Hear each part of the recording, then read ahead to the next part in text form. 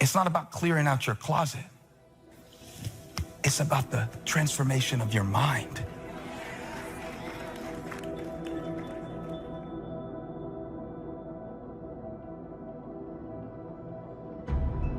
Do not be conformed to this world, but be transformed by the renewing of your minds. Do you have a mind to change? Do you have the mindset to be blessed? You have to decide to be blessed. You got till midnight to get rid of every poison that's hindering you, every inflexibility that's stopping you from what God is about to pour into your life. Woe be unto you if you go into another year and waste another year with the old mentality while somebody's in the hospital begging God for the opportunity that you have right now. You better step into this moment. As soon as you decide to stop looking for answers in other people and click the heel to your mind and set your affections on things that are above, you could have been free years ago. When God shows us something, we compare it to our previous point of reference. And then we start consulting our resources, and God wants to bring us new relationships. But watch this. If you're not ready for new people in your life, you will bring the same patterns to the new relationships that you brought to the old relationships. And we literally keep people out of our lives that God wants to send because we are holding on to the hurts from the one who have already left. Do not be conformed to the patterns of this world, but be transformed by the renewing of your mind.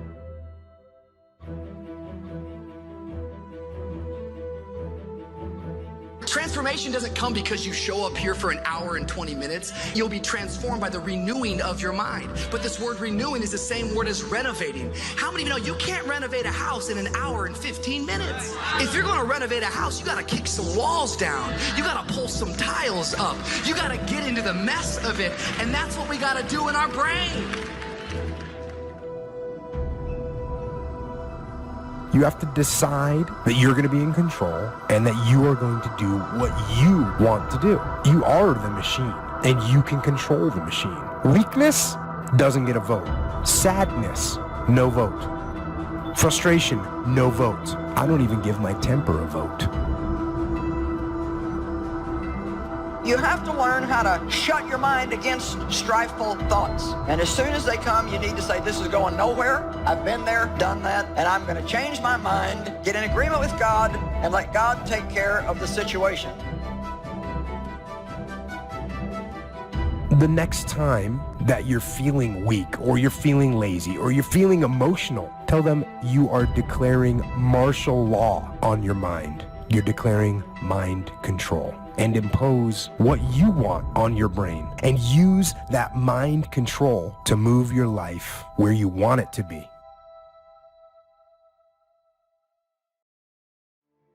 A whole set of circumstances can bend you over. What your daddy did to you, what your mama didn't do for you, can bend you over and keep you an emotional cripple for a long time. There's some people here who's still spinning from things that's happened years ago, and you can't shake it. It's got you crippled and you can't straighten up. Every time you straighten up, you can only go so far. Because it's not only a problem of health, it's a problem of habit. You're used to being bent over. Because you can be bent over so long, you don't even know how to straighten up. And things aren't straightening out. They aren't getting better. You remain crippled in your situation. Sometimes you got to talk to yourself. Sometimes you got to say to yourself, now you know better than that. Sometimes you got to talk to yourself. When you see somebody you don't like, or somebody who gets on your nerves, you got to talk to yourself. You got to talk yourself into some stuff. And then you got to talk yourself. You got to tell yourself, don't do it. Don't go that way. Danger, dangerous intersection. You have to be able to talk yourself out of some stuff, because a whole lot of stuff I would not have gotten into had I talked to myself.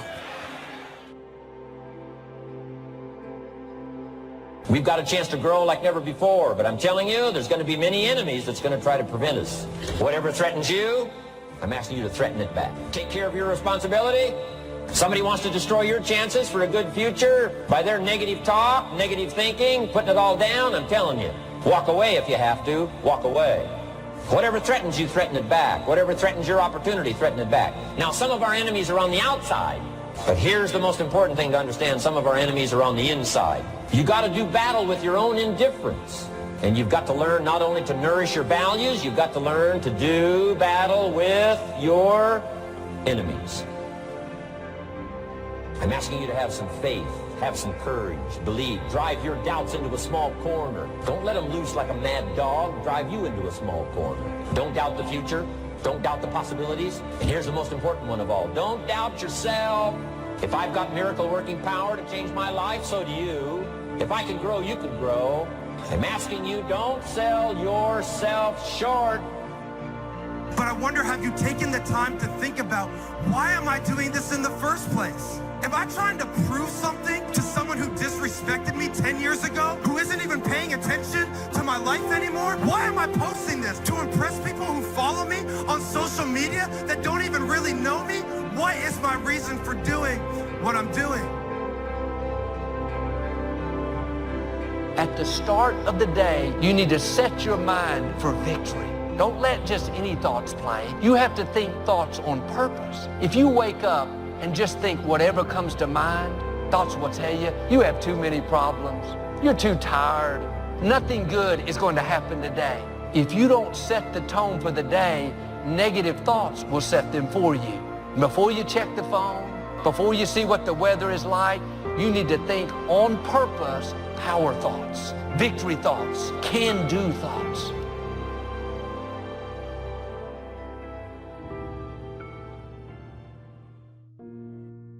No matter what happens to you, it ain't over. As long as God wakes you up, that means he ain't through with you yet. And if he wakes you up, you got a shot to correct it and get it right. And he kept waking me up. So I figured, okay, God wakes you up. That also means that he has something for you that you've yet to receive. You could take my car, I could get another one. You could take my house, I could get another house. But when you take my time, you have taken something from me that is totally irreplaceable.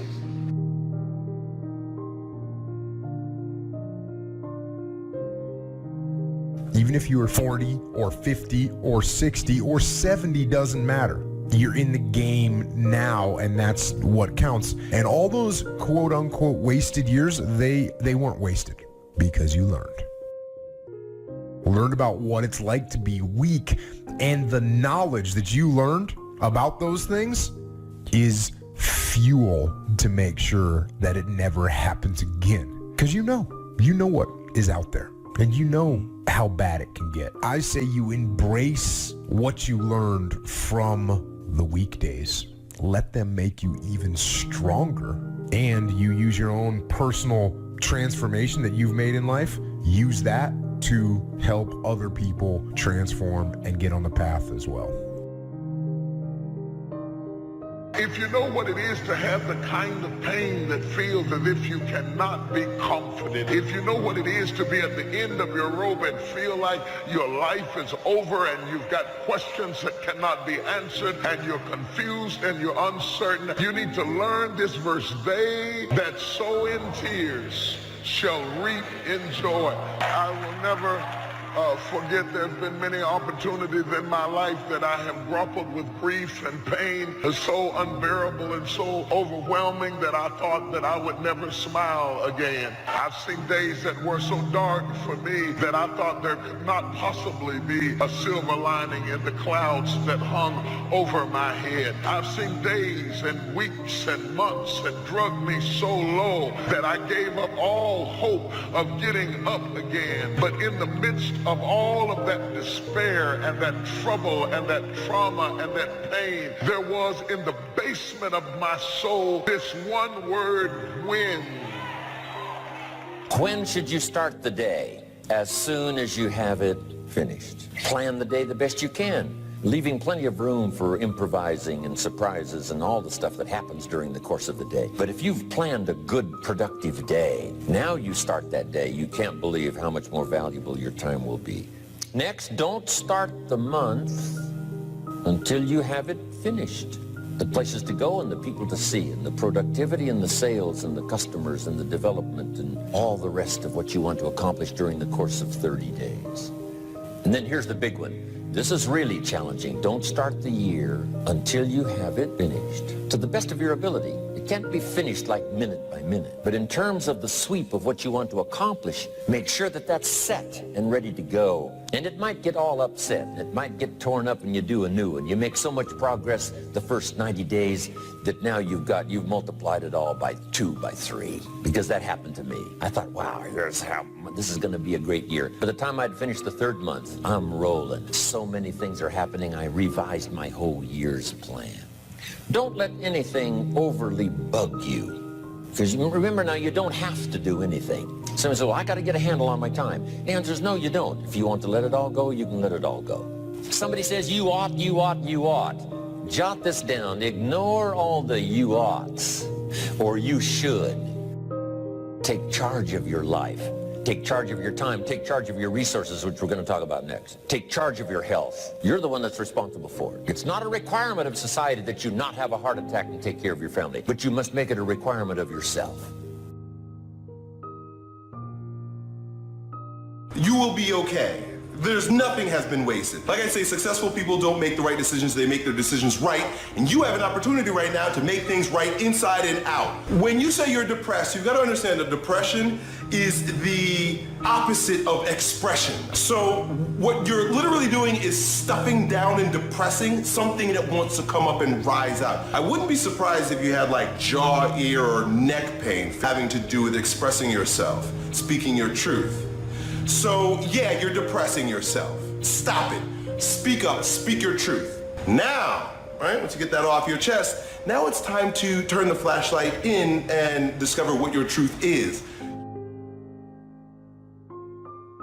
We are living in a generation of the dumbing down of ideas because we have traded effectiveness for busyness. We are so busy and we think because we're busy, we're effective. But I want you to challenge your schedule for a minute and ask yourself, are you really being effective? Or is your life cluttered with all kinds of stuff that demands you and drains you and stops you from being your highest and best self? And are you substituting busyness and all the chaos that goes along with busyness from being effective? It's easy to get faked out by being busy. Guy comes home at night all exhausted, falls in the chair and says, oh, I've been going. Here's the big question, doing what? It's not the going. Some people are going, and they're doing figure eights. So don't mistake movement for achievement. There's a lot of things you could take from me and I could make it. You could take my suit, I got another one. You could take my car, I could get another one. You could take my house, I could get another house. But when you take my time, you have taken something from me that is totally irreplaceable. We do everything except the most important thing is to value our time. It takes time to be creative. You were meant to be creative. You have creativity. If you had time, you would be creative. Better have a valued goal, because otherwise you can't get any positive motivation working out. And so the more valuable the goal, in principle, the more the microprocesses associated with that goal start to take on a positive charge. Well, you get up in the morning and you're excited about the day, you're ready to go. What you do is you specify your long-term ideal. You do that in some sense as a unique individual. You want to specify goals that make you say, if that could happen as a consequence of my efforts, it would clearly be worthwhile. The question always is, why do something? Because doing nothing is easy. You just sit there and you don't do anything. That's real easy. And then the next question might be, well, where should you look for worthwhile things? And one would be, well, you could consult your own temperament. So you do a structural analysis of the subcomponents of human existence. And you need a family, you need friends. Like, you don't need to have all these things, but you better have most of them. Family, friends, career, educational goals, attention to your mental and physical health, etc. You know, that's what life is about. And if you don't have any of those things, well, then all you've got left is misery and suffering. So that's a bad deal for you. Don't mistake courtesy for consent. If somebody's pleasant and they nod, you say, oh, they're going to buy. No, they're courteous. You can't mistake courtesy for consent. Now, here's a big one, concentration. I had to learn this. All those years ago, I'm in the shower trying to compose a letter. found it turns out to be a strange letter. So here's what I learned to do. Save the work till you get to the office. Save the work till you get to the work. Don't try to get to the office on the way to work. On the way to work, enjoy the way. In the shower, enjoy the shower. Then go to work when you get to work. Concentration. Learn to say no. I'm telling you, in such a social society we have now, it's so easy to try to be a nice person, saying yes, yes, yes to everything. Find yourself overloaded. Now you got to call and make the, well, gosh, you know, all the time it takes to back out of something that you said yes to too quickly. Here's what might be better. I don't think so, but if that changes, I'll call you. Little things you can use not to overcommit yourself. But once you set up that goal structure, let's say, and that's really who it is that you're trying to be, you aim at that. And then you use everything you learned as a means of building that person that you want to be. And I really mean want to be. I don't mean should be, even those things are going to overlap. That's fine, except you'll fail all the time then. You just won't know it until you've failed so badly that you're done. And that can easily happen by the time you're 40. I would recommend that you don't let that happen. Okay, so once you get your goal structure set up, you think, okay, if I could have this life, looks like that might be worth living. Anxiety provoking and threatening, and there's going to be some suffering and loss involved and all of that. The goal is to have a vision for your life such that, all things considered, that justifies your effort. Then you turn down to the micro routines. It's like, okay, well, this is what I'm aiming for. How does that instantiate itself day to day, week to week, month to month? And that's where something like a schedule can be unbelievably useful. It's like, make a damn schedule and stick to it. It's not a bloody prison. Set the damn schedule up so that you have the day you want. That's the trick. It's like, okay, I've got tomorrow. If I was going to set it up so it was the best possible day I could have, what would it look like?